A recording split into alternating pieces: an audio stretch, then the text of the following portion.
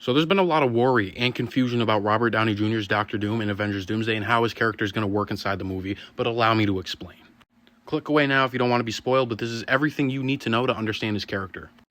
I'm using a variety of sources, different plot leaks, different post-credit scenes, details we've had over the past year almost, to really connect all the dots. So put on your thinking caps, stay with me. First things first, let's talk about what's true and what's not true. This is Doom's official look. True. Not true, he is not a Tony Stark variant, and he is also, Tony Stark has not been Doom all along because the pregnancy with his father doesn't line up. That's not true either, okay? Another not true, he is not from this Fantastic Four's universe. That is false, but they try to set it up. Obviously, in the Fantastic Four movie, they show this Latveria chair empty on purpose to kind of tease us like, oh, this is Doom. It's just a tease, that's it, just to make us think this has nothing to do with Robert Downey Jr.'s Dr. Doom. So, put that off the table, get out of your head. He's not Tony Stark. Tony Stark hasn't always been Victor Von Doom. He is Victor Von Doom in his own universe, nothing to do with Fantastic Four. This was just a tease to get us thinking. And a lot of people aren't going to like this. The reason he looks like Tony Stark, purely coincidental. But they're actually not going to explain this in Avengers Doomsday, but allow me to elaborate. Robert Downey Jr.'s version of Victor Von Doom lives in Latveria. He rules in Latveria, a 31st century Latveria, where he has a wife named Sue. Obviously supposed to be like Sue Storm, but not her version, just a wife, Sue, and he actually has a daughter as well. It is currently unknown if there's a Fantastic Four or Reed Richards in his universe, but it's definitely not Pedro Pascal. If there is, it's unknown. So Doom rules over the 31st century Latveria, right? And he's not a villain. But to his surprise, he's living his life, minding his own business, and his universe starts to collapse before his eyes. And he ends up losing his wife and child and pretty much everything. Everything. So deep in his heart, right, he wants to set out on a mission. He wants to fix what was wronged. But granted, there's going to be turmoil there because he wants to do the right thing. He wants to fix the multiverse, but at the same time, he's very angered about just losing everything right in front of him. So he has to get to the bottom of it, find out what happened. He actually consides in a Council of Dooms to try to connect some of those dots. This is where that he gets whiff that he actually has the same face as a hero in another universe, aka Tony Stark. So his first stop is the Fantastic Four. This is his first stop. Because he does know about Franklin Richards and his power, so he knows that he's the key to fixing all of this. But where they try to mislead us, same thing they did with the Latveria chair, they show us the shot as if Dr. Doom is stealing Franklin Richards, but that's not what happens. He does not take Franklin here. He is simply here to introduce himself to the Fantastic Four and explain everything that's going wrong and why he needs Franklin's help. And the only reason he approached Franklin first is because when he spawned in, he was the only one in the room. Sue Storm was out of the room grabbing him another book. But he is not a kidnapper. He did not kidnap him in this scene. He's just simply introducing himself. That brings us to the Thunderbolts post-credit scene. Now, everybody's seen this in theaters and thought, oh, the Fantastic Four is on the way. They're looking for Doom because he stole Franklin. Again, this is false. Doom is with the Fantastic Four in this ship, looking for other heroes.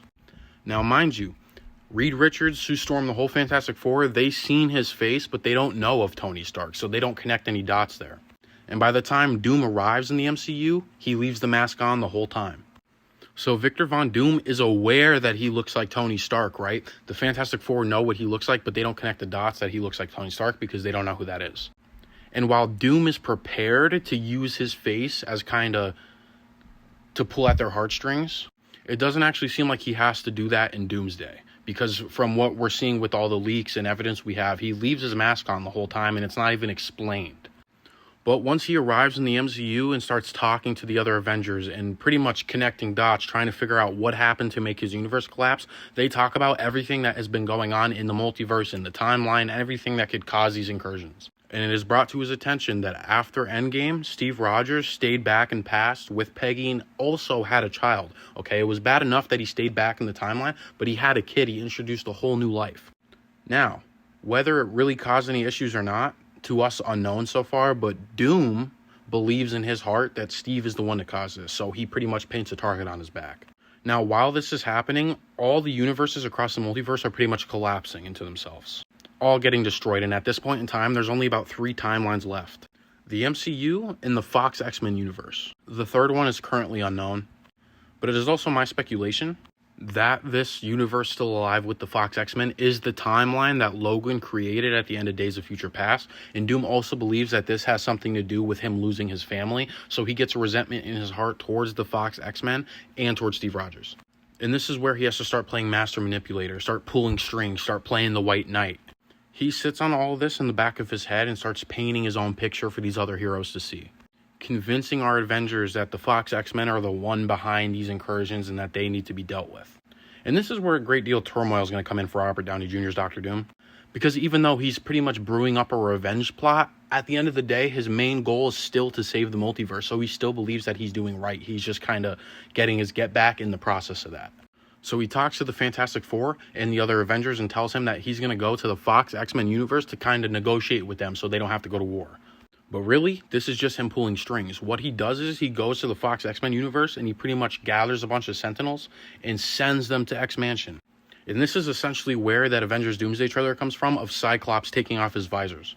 And you could see the Sentinel legs behind him walking. Doom sent those.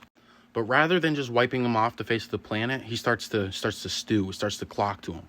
These are just more people he can manipulate. He could use it to his advantage, because he also knows that our MCU Avengers are also going to protect Steve Rogers, so he has to start pulling strings. He defeats all of the Sentinels for the Fox X-Men. The ones that he sent there, he defeats them, right, to make himself look like the White Horse. Then he gets in their ear and tells them that the MCU Avengers sent them and that they're coming to destroy their planet. Just pulling an immaculate amount of strings, might I say. And this is where it gets dicey, because Professor X believes him, Magneto doesn't. So Magneto pops off. He wants smoke. Now, Professor X is eventually able to break this fight up and stop it. And during that, Doom tells Magneto that if he goes along with his plan, he promises him he could have his whole community of mutants on Battleworld. And this is music to Magneto's ears. So they pretty much all stop, they make up, and they realize that Doom is telling the truth and that these Avengers from the MCU are a real problem and need to be dealt with. So mind you, back in the MCU with the Thunderbolts, the New Avengers, Fantastic Four, they're all ready and fully prepared to go smoke the Fox X-Men. And in the Fox X-Men universe, they're all ready to go smoke the Avengers because Doom is pulling these strings. And it's a double entendre, because he's doing this to get his revenge on everybody. He's doing this so he could set himself up to rule the throne of Battleworld. But he's also doing this to save the multiverse. So again, he believes he's truly right. But this is where we get the Avengers versus the X-Men. And they have a pretty big fight scene. But in doing this, during the fight scene, Doom pretty much slips away to go after Loki, because he knows that he's at the end of time. And Thor gets whiff of this, which is why in the Thor Doomsday trailer, he's praying because he knows he's about to go up against Doom. So it's pretty much a race to Loki where they meet and they do fight, and Doom beats him, and he also wields Thor's hammer. And then you think, like, how could that even be? How is he worthy? But again, in his own heart, he's doing all this to set the universe right. He just happens to be knocking off a few people who he wants to along the way. Now, I'm not going to go into other story details. I'm trying to keep this mainly on Doom so you understand him as a character. But pretty much the X-Men, the Fantastic Four, and the Avengers, the Thunderbolts, they all understand that they were just played by Doom. So then they come to the conclusion they have to go against him. And there's a big battle. Thor's there, Loki's there, the multiversal Avengers, Tobey Maguire, Spider-Man, Deadpool, Gambit, Wolverine. Huge battle, the final battle. And during this is where they say he's able to use some of his looks to his advantage, because he gets Doctor Strange to join his side of the war. And while everybody's distracted by this battle and these Doom bots and everything, he's able to create Battleworld. And the screen eventually goes black at the end, and everybody wakes up acting completely different. Doom is on his throne, as you see here. I hope this doesn't get taken down. And this brings us to the start of Secret Wars.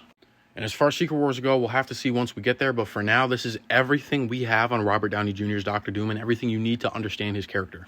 Now, I'm not saying the story's perfect, okay? I'm not. There's a lot of things that aren't going to add up. Maybe you might feel rushed. I also know they're doing reshoots next April.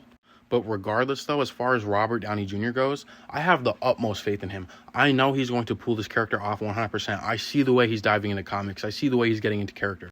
And even though the script and story might not be A+, I know his performances. I truly believe he's going to pull this off. You have to stop thinking about it like Tony Stark portraying Victor Von Doom and start thinking about it like an actor, Robert Downey Jr. portraying Victor Von Doom, who he actually originally auditioned for in the 2005 Fantastic Four movie, so he's finally coming full circle with himself. But again, he's not from Fantastic Four. He's not a Tony Stark variant. When Tony Stark went back in time and met his father, Howard Stark, and they were talking about the pregnancy, people were speculating that maybe he was Victor Von Doom all along. That's also not true. So I hope this clarifies that. This is everything we have so far on this character. But if you like Marvel content, you like movie content in general, you want to stay locked in with me, hit the subscribe button. All 2026 daily uploads on what means the most to you and to me. But I'll catch you in the next one.